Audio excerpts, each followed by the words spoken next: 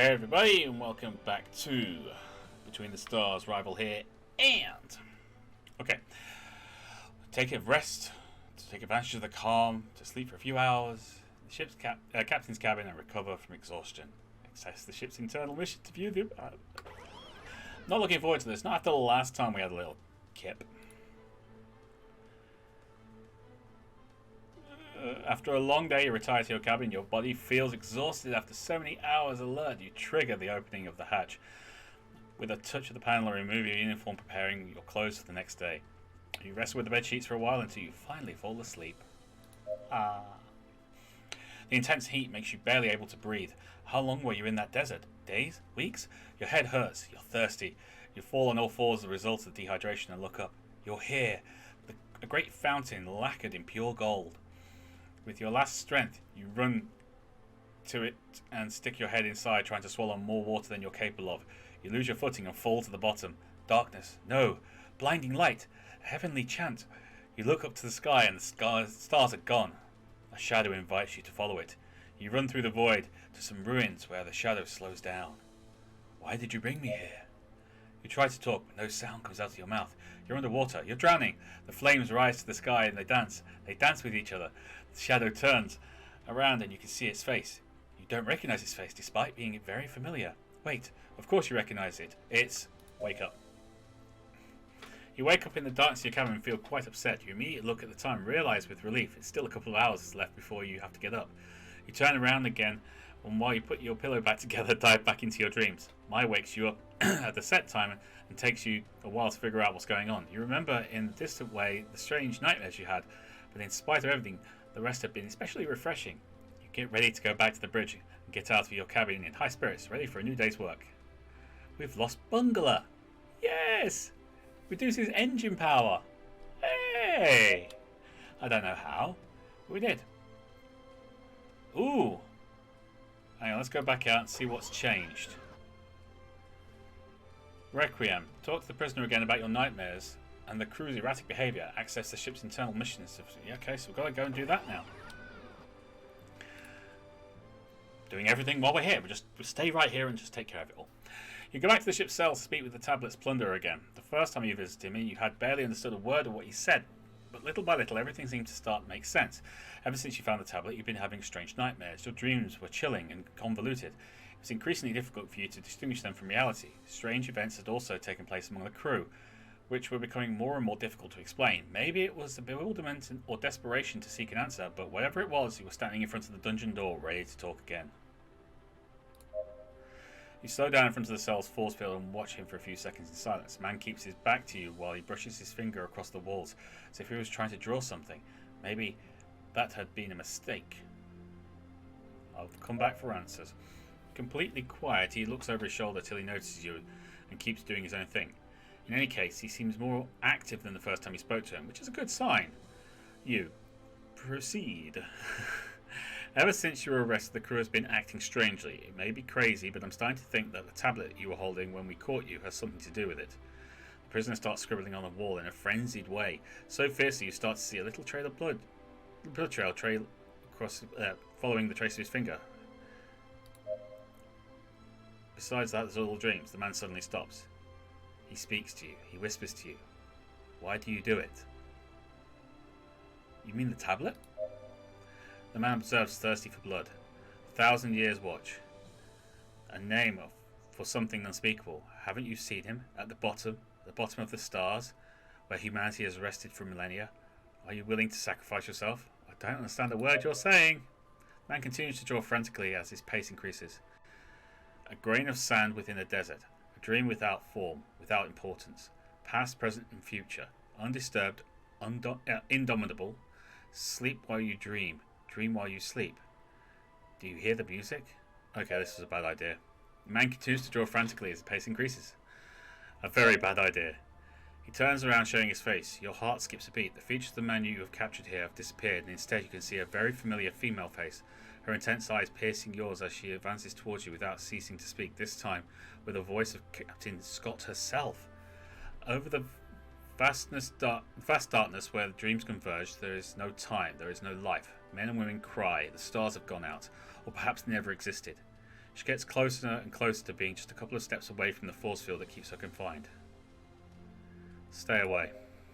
Don't want to shoot her. The beginning of this hole flies fast towards, and the end. As the flutes play, so does he not wake up. They keep him asleep. Do you hear their music? Against her logic, she crosses the force field without suffering the slightest damage and reaches you. You're trying to move, but you're completely paralyzed. Scott puts one of her hands on your neck while she stabs you in the abdomen, and you hear her whisper, "Dreams have no form." You fall dead to the ground. Silence welcomes you, and your eyesight gets cloudy. As everything turns black, you can see the figures Scott has been drawing on the walls distinguish 5 letters between all the symbols. Hydra. An intense breath of air resonates on the bridge as you sit up. You immediately get out of your chair and throw up the dehydrated proteins you ingested that morning. Once again, everything had been a nightmare. Lately, they are becoming too frequent, especially vivid. All related to that damn tablet you picked up.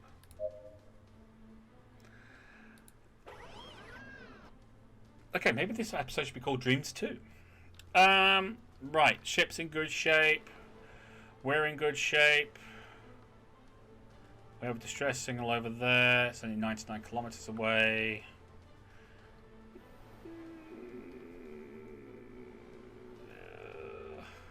No, we're going to go and deal with headquarters.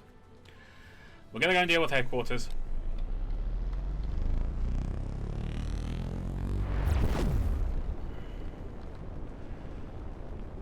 Oh, didn't we get into this fight before and die?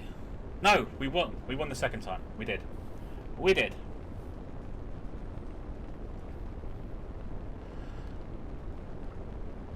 We did. We won the second time.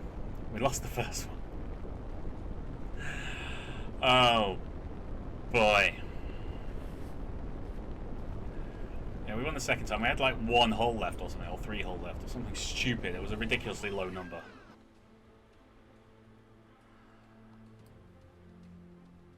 No. No. Oh, hang on. Let's just check. How's our crew? Oh, we've got 1 person who's injured. Oh, and there's a rank up to do.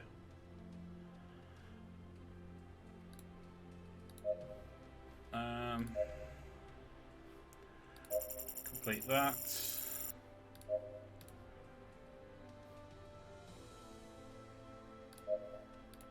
No one's... Oh, you were the person who was being up. Okay. So we're irradiated. Yay. Permissive.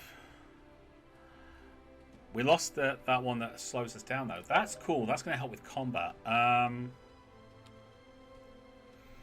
was going to replace that with something. What was I going to replace it with? What was I going to replace it with? I think I was going to get another interceptor laser, wasn't I?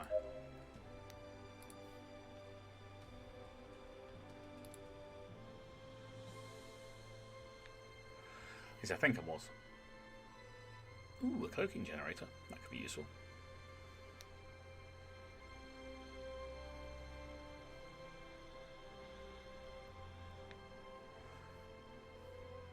I think it was an interceptor laser. They take out missiles before they hit the ship.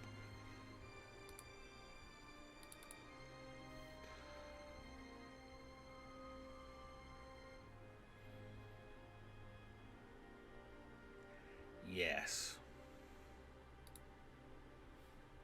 Yes. This one here is really hard to get hold of. This, not so bad. You know, everything else, I'm doing pretty well. This one, synthetic mine site, is just so hard to get your mitts on. Alright. External zone of headquarters where the troops of the Republic are waiting for you under the command of the new Vice Admiral Neil Marsh. Dum dum dum. You stay in the sky at a safe distance from headquarters awaiting Kendra's mission signal. Those facilities have been designed for maximum protection against air attack, preventing unauthorized access. It was time for negotiation. The chain of command of the Republic had undergone drastic changes since the beginning of the war. Flynn, Zhao, Scott, the 3 pillars that had sustained the organization had fallen, forcing reassign the positions urgently. With the death of the high ranks, the Interstellar Republic was more disorganized than ever, with the inexperienced captain commanding the largest military conflict ever seen. Masons was convinced that remaining soldiers knew it. And They should know it, because that was the last ace up your sleeve. Keep listening. Really, Neil? You dare question my orders? At your age, I had already bled for the Republic in dozens of battles. What have you done? Just stay busy beneath the desk of the commanders to accumulate influence. The Interstellar Republic will never follow someone like you. Admiral Neil Marsh. The Council chose me, Mason. The Federation is fed up with foolish soldiers who are driven by bloodlust. Under my command, we will achieve a new era of peace and prosperity. We will pact over surrender with the Emperor Nartos himself if necessary. I will not let the Republic fall into this war. You never understood, Marsh. Xiao and Scott must be turning in their grave. They both look at each other through their terminals. Marsh maintains her calm, proud appearance, in sharp contrast to Neil Marsh's grave tone. I think it's mainly Neil's aggressive tone. Your rank has the same value as your honour. As of today, all officers designated by Flynn will be relieved of their duties. We will investigate one by one your relations with the former admiral. We will not tolerate any more infiltrators. I'll say this one last time. Soldiers, open the door. Admiral Neil Marsh, don't do it. They'll end us like they did at Hydra Gygax. The controls seem confused as they watch the discussion without knowing what to do. Crew to your stations. A loud siren announcing the opening of spaceport sounds the engines. What the hell are you soldiers doing? Close the bay doors. To arms! To arms! Admiral Mason. Control of the Republic. Admiral Mason, we don't have much time. We blocked the manual closing of the port. You must land as soon as possible. The defense protocol will be activated when you hear the sound of the shot that ends his life, flooding the terminal's camera with blood. Immediately you dive to the spaceport access as you try to dodge the projectiles launched by the land defenses. As you give orders to your crew, time stands still as you listen to the bursts of some of the impacted ships. You fire back trying to disable the turrets, but there are too many of them. Kendra Mason's ship starts landing, and now it's your turn. Once on land, you would have to advance through the barracks, repelling anyone who opened fire on you. There will be no way to identify enemies. Land. You open the landing gate, and both you and your crew, fully armed, go to ground between gunfire from both sides. Neil Marsh's faithful men have taken defensive positions, trying to prevent you from getting to land.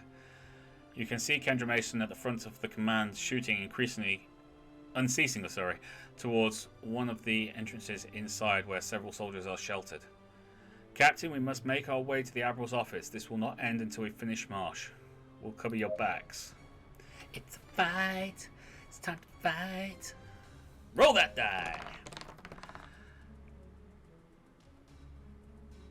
Okay, we've got a couple of people with these defensive bonuses. Could add.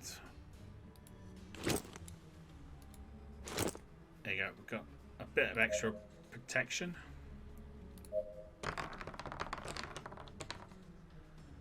And we get to shoot. Okay. Can't use that one. But I want to.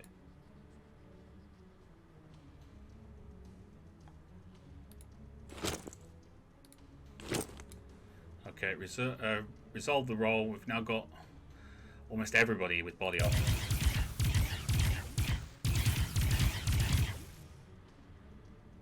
Roll. Ooh, they're not having good days. I could go with another layer of body armor. I've got a bunch.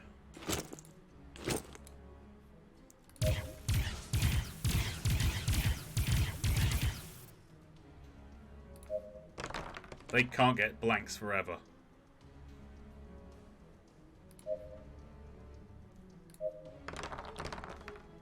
It's nice that they carry over as well.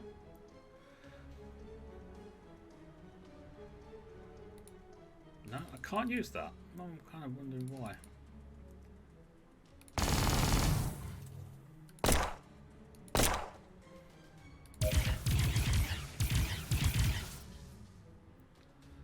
Victory!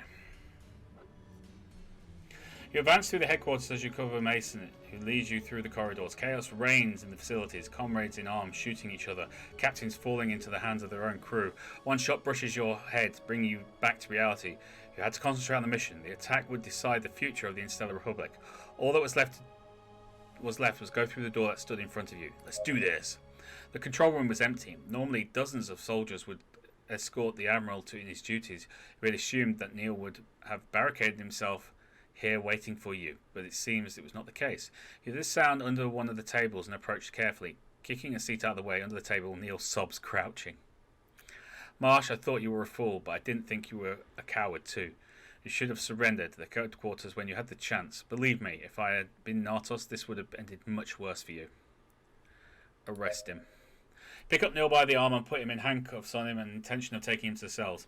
The game was over for him. With Kendra's troops on the ground, and support for the captains who had rebelled against him, the mandate of Admiral Neil Marsh had just been ended. Don't bother, Captain. I'll save you the work. Mason draws her weapon from her belt and points it at Neil. Don't do it, Admiral. That's enough. This man has preferred power to the Republic. He doesn't deserve to be taken prisoner. I know, but we're not like him. The Interstellar Republic cannot be reconstructed on revenge. As taken prisoner, he'll have time to think about what he's done. Kendra puts the gun away again and nods to you to get him out of her sight. Headquarters is yours again. I'll take him to the cells. Yay! Ooh, go. Tell you what, we'll just go round to headquarters.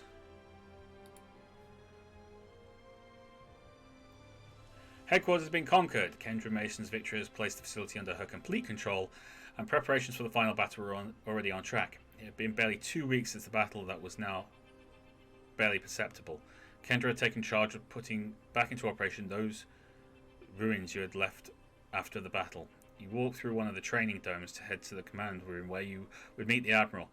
After a few weeks without having heard anything from her, she has summoned you along with the crew and Dr. John Banner. You enter the command room where the Admiral awaits you next to Captain Jesse Bradley. The man was one of Mason's most trusted people, although you didn't understand why. Greetings, Captain, Dr. Banner. John seems disappointed, but it's not surprising. Lately his life has gone wild. As far as you knew, he had been operating for years for the Interstellar Republic, but to be involved both himself and his wife in the middle of a conflict such magnitude was too much to handle even for him. Captain Zone at your orders, Admiral. Without beating around the bush, Kendra starts talking. I think it's time to clear up some issues, Dr. Banner. As you know, Nartos has been looking for you for a long time. We couldn't help but wonder why. Don't misunderstand us, we don't doubt your skill. But why is the most dangerous man in the universe looking for you so desperately? John Banner was the team leader of the Genesis project. Currently the Genesis is under our control, although Nartos could have captured it. He wouldn't have been able to get to it, in which case I don't grasp the desperate interest in children having Scott's ship. We are all in agreement over its firepower, but Nartos was able to end it on Tassis Stellar. Why bother going back to repair it if he counts on his own massive army? The team of engineers is trying to recover the ship, but their efforts are completely useless. Restoring the ship's mechanical systems is relatively straightforward, but for some unknown reason the ship's inoperative. When it arrived at our docks, the central module of the artificial intelligence system had disappeared. The ship does not respond to any of the My systems we have tested. What do you mean? It's been almost 20 years since I left my teachings at Edcliffe.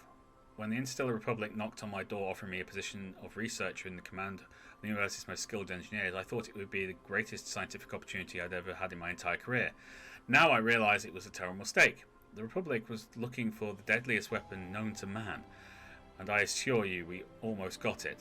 Hydra. A lethal weapon. It would be the key to taking control of the whole universe. Hydra? With the theories formulated, we soon began to experiment with the first prototypes with several advances far above the current My systems. An artificial intelligence system capable of commanding entire fleets on its own, capable of deciding and learning. Keep listening. The years passed. Wow, this text is getting small. The years passed and the research came to a dead end. The system, while functional, seemed to be acting against us on its own will. Millions of lines of self-generated code, parameters set at will, self-directed functionalities. We had gone too far. Hydra was alive and we could barely control it. Faced with the pressure of an old council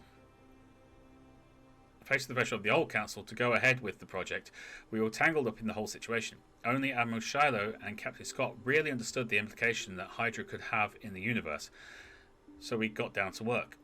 As a person in charge, I should have destroyed Hydra forever and assumed all responsibility, but I was afraid. We had worked for years on that, and the investment had been astronomical even for the Interstellar Republic. We could not simply destroy it without raising hundreds of questions, so from that moment on, the scientific team focused on containing it, limiting its full potential.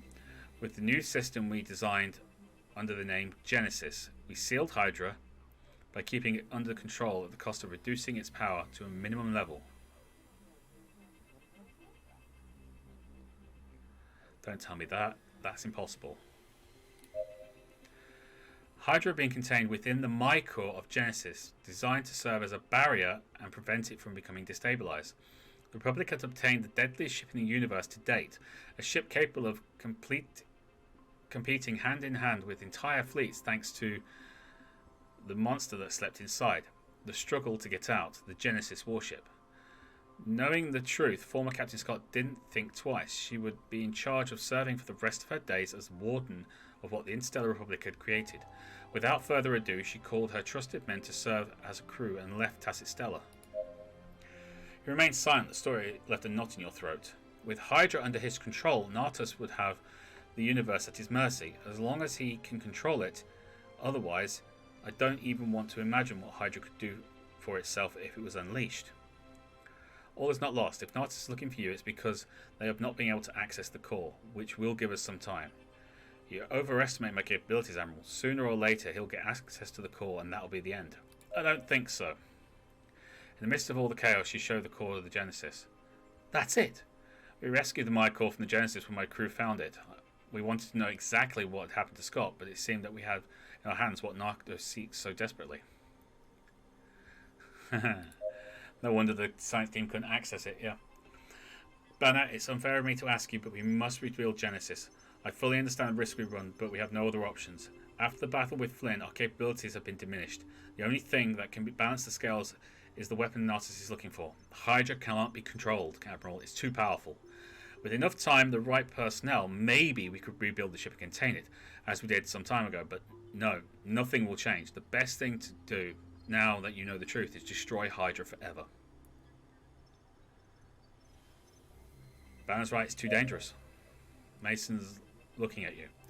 Nartos knows the truth about Hydra. Even if we destroy it, they wouldn't take long to find you or any of the other researchers on the project. Once Nartos is master and lord of the universe, he will have all the time in the world to get what he wants. If we don't finish the Children of the Sun now, it doesn't matter what happens next. She's got a point. I will build the Genesis and strengthen the security. I will keep Hydra at bay long enough to beat Nartos, but not a minute longer. As soon as we finish with the Children of the Sun, we will destroy it forever. Swear it, and I will get to work. I swear. Banner leaves the room. After your oath, he will begin to work and rebuild the Genesis and strengthen the security of the core. Doctor has left, so you and Mason can have a talk. So, the core and John are off the ship now. Maybe it's not. Maybe it's the AI core itself is, I don't know, interfering with the ship and filling with our heads. By the way, I remember something I'd like to ask you. In my ship, I carry a group of prisoners that we rescued from the city of Zaya when we found the Doctor. We cannot return them there because the city is controlled by the children. I would like to ask them to remain in headquarters until the war ends. They have nowhere else to go. Alright, Captain, we could use some help in maintaining facilities. They will work in the headquarters next to us while they are here, and they will be paid accordingly. Thank you, Admiral. Bradley keeps his mouth shut during the whole hearing, but he keeps an eye on you. Only by the expression on his face can you know what he's thinking about. By the way, Captain, we have received signals from the Children of the Sun scout squadron near this sector. Most of my men are busy fine-tuning facilities or starting with recruitment. I need you to take care of it. At your command, Admiral. Bradley says goodbye with a grin on his face. Bradley, you will join the captain on this mission. I trust you will ensure his safety. Either both of you come back or neither of you return. He who laughs last best, and you use the moment to remind Bradley with a sharp glance. At your command, Admiral. Let's get to work. Right. Okay, Let's get off this Don't stay behind. I won't die for you. Same to you, Bradley. I hope you have better aim than when you tried to kill us. Coordinates set, Captain. Waiting for course confirmation. Engines at maximum power, May. Let's get rid of those scouts. Right. Oh, we're all the way down there now. We have a bunch of unvisited sectors, though, so I'm going there first. Unvisited sectors, people. Yeah! Once we get here, I want to check our bank account, see how we're doing on cash. Ooh, pretty. Alright. Okay, so we've still got Doofus Brain. We've still got that resin shipment. We've still got the tablet, which is so pretty. It's, you know, just the kind of thing I want to see all the time.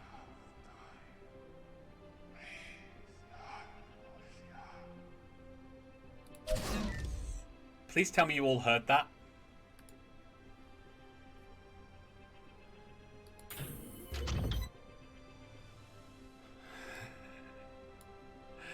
Please tell me you all heard that. Okay, I'm going to scrap the mine launcher.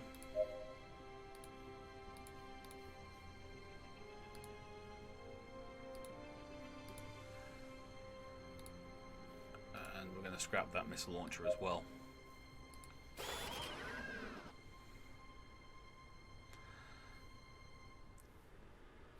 Okay, let's go deal with this while we're here. It's right out here. We may as well. We'll have a little bit of a scrap while we're here.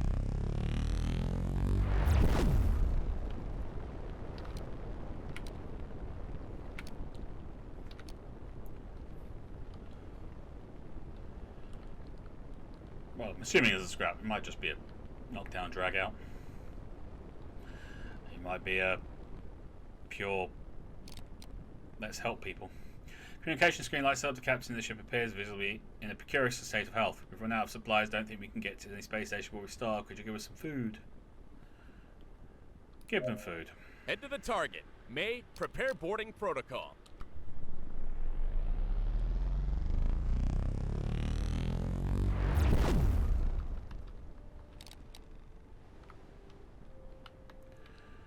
And we gained an ion reactor.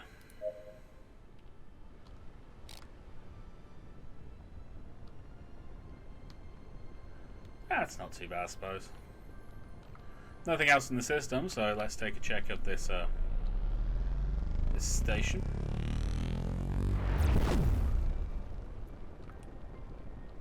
Might have some jobs here, and we could use the work, to be honest with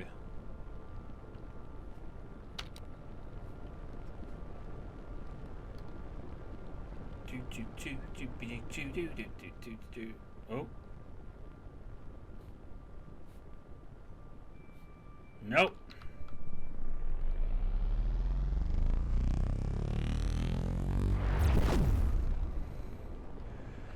I thought something was going to go on there. I thought they were going to say, well, we're being pulled out of slip quantum drive thing. You know what I'm saying.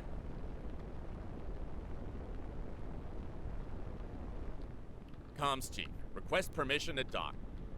Welcome, Captain. Kick your boots off. My house is your house. I think I've got the far side.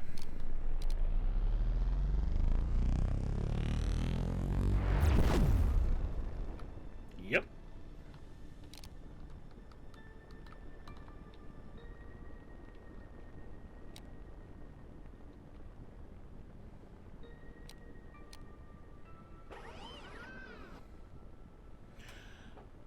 Alright, we'll check this place out, see what they've got, and then we'll call it a day for this video. We've had a bit of combat.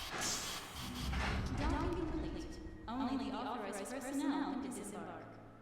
Hangar, commercial zone, ship crash canteen. We'll have a look at that when we come back as well.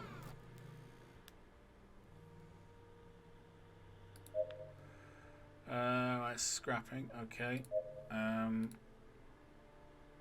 You're an ion reactor. Superior quality, but still.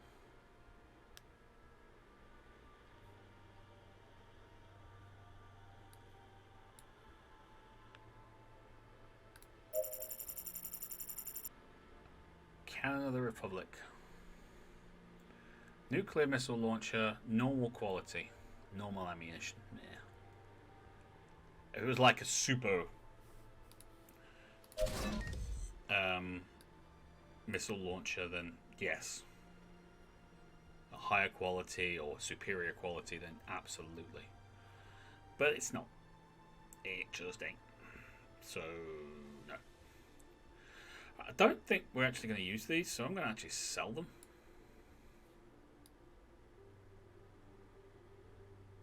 I'll sell 9.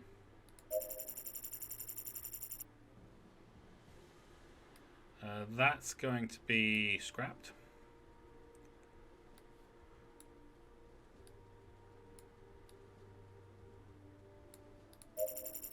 Sell 2 of them as well. Yeah, I think that's about it. Cool. Departments, you're completed.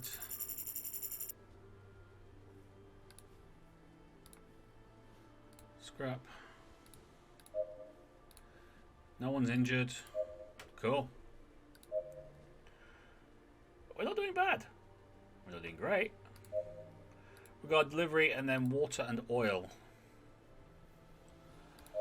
Okay, but now we know that Hydra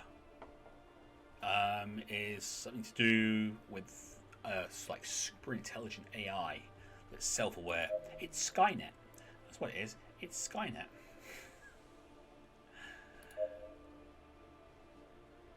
But at least we know that now.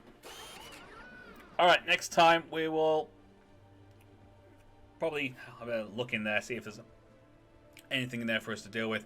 We'll deal with delivery, and we'll go and deal with water and oil. It's in the Hydra system. Might do it last, actually, because it's all the way back where we're going. Away from where we're going. So we'll jump through some systems, because we've got some new places to go to. New stuff. Until next time, thank you very much for watching. If you liked this video, then please do hit that like button. Don't forget to comment and share.